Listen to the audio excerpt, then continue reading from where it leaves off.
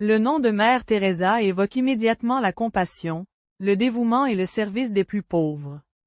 Pendant des décennies, elle a été considérée comme l'incarnation de l'amour chrétien en action. Pourtant, derrière cette image universelle, se cache une histoire plus complexe, faite de foi profonde, de souffrances assumées et de questions encore débattues aujourd'hui. Née en 1910 dans l'actuelle Macédoine du Nord, Mère Teresa choisit très jeune une vie religieuse tournée vers les autres. Elle rejoint l'Inde, un pays marqué par une pauvreté extrême, où la misère est visible à chaque coin de rue. À Calcutta, elle découvre une réalité brutale des hommes, des femmes et des enfants mourant seuls, sans soins ni dignité. C'est là que naît sa vocation la plus connue, servir ceux que le monde a oubliés. En fondant les missionnaires de la charité, Mère Teresa ne cherche pas à transformer les structures politiques ou économiques. Son objectif est plus simple et plus radical, à la fois offrir une présence humaine à ceux qui souffrent. Elle recueille les mourants, soigne les malades et accompagne les rejetés de la société. Pour elle, chaque vie, même à l'agonie, mérite respect et amour.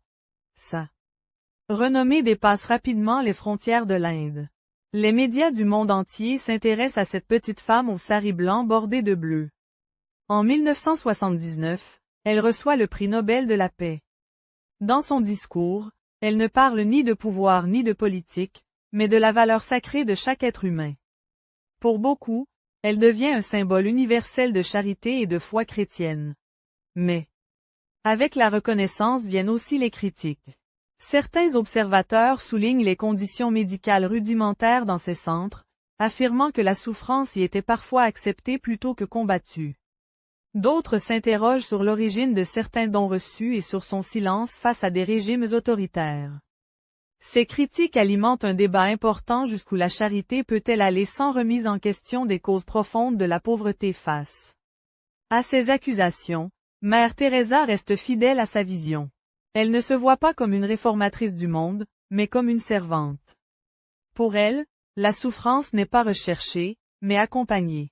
Elle croit que soulager l'âme est parfois aussi essentiel que guérir le corps. Cette approche, profondément spirituelle, divise encore aujourd'hui.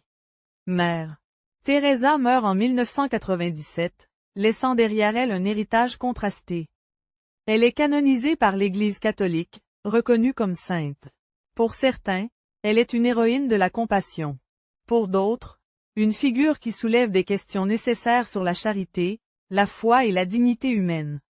Son histoire nous rappelle une chose essentielle: les figures les plus admirées sont souvent aussi les plus complexes. Comprendre Mère Teresa, ce n'est pas choisir entre l'admiration ou la critique, mais accepter que la foi, lorsqu'elle se confronte à la misère humaine, ne donne jamais de réponse simple. Abonne-toi pour ne pas manquer les prochaines chroniques. Tous les mercredis à 18h.